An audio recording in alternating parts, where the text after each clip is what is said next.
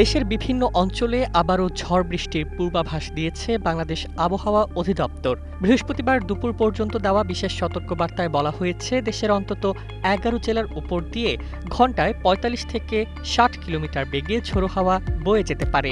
এর সঙ্গে থাকতে পারে বজ্রপাত ও ভারী বর্ষণ। আবহাওয়া অধিদপ্তরের তথ্য অনুযায়ী রংপুর, দিনাজপুর, ময়মনসিংহ, খুলনা, বরিশাল, পটুয়াখালী, নোয়াখালী, কুমিল্লা, চট্টগ্রাম, কক্সবাজার এবং সিলেট জেলার উপর দিয়ে দক্ষিণ অথবা দক্ষিণ পূর্ব দিক থেকে অস্থায়ীভাবে দমকা কিংবা ঝোড়ো হাওয়া প্রবাহিত হওয়ার আশঙ্কা রয়েছে। শুধু ঝোড়ো হাওয়াই নয়, এসব এলাকায় বৃষ্টি অথবা বজ্রসহ বৃষ্টির সম্ভাবনাও রয়েছে। পরিস্থিতি বিবেচনায় সংশ্লিষ্ট নদীবন্দরগুলোকে ১ নম্বর সতর্ক সংকেত দেখাতে বলা হয়েছে।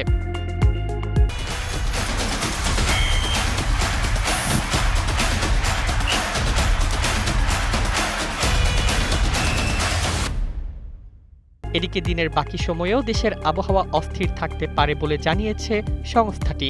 সন্ধ্যা ৬টার মধ্যে ময়মনসিংহ ও সিলেট বিভাগের অনেক স্থানে বৃষ্টি হতে পারে। পাশাপাশি রংপুর, রাজশাহী, ঢাকা, খুলনা, বরিশাল ও চট্টগ্রাম বিভাগের কিছু কিছু এলাকায়ও দমকা হাওয়া সহ বৃষ্টির সম্ভাবনা রয়েছে। আবহাওয়াবিদরা বলছেন, কোথাও কোথাও মাঝারি ধরনের ভারী থেকে অতি ভারী বর্ষণও হতে পারে। ফলে নিচু এলাকা ও নগরাঞ্চলে সাময়িক জলাবদ্ধতার আশঙ্কা উড়িয়ে দেওয়া যাচ্ছে না। তবে বৃষ্টির এই পূর্বাভাসের মধ্যেও তাপমাত্রার বড় কোনো পরিবর্তনের সম্ভাবনা নেই। দেশের দিন ও রাতের তাপমাত্রা প্রায় অপরিবর্তিত থাকতে পারে বলে জানিয়েছে আবহাওয়া অফিস।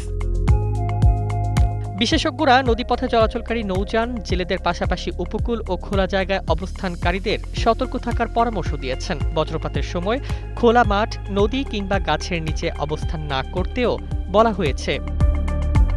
দিনভর আকাশে মেঘ, দমকা হাওয়া আর বজ্রবৃষ্টির সম্ভাবনায় দেশের বিভিন্ন অঞ্চলে সতর্কতার বার্তা দিয়েছে আবহাওয়া বিভাগ। তাই বাইরে বের হওয়ার আগে ছাতা বা রেইনকোট সঙ্গে রাখার পাশাপাশি সর্বশেষ আবহাওয়া পরিস্থিতির খোঁজ রাখার পরামর্শ দেওয়া হচ্ছে।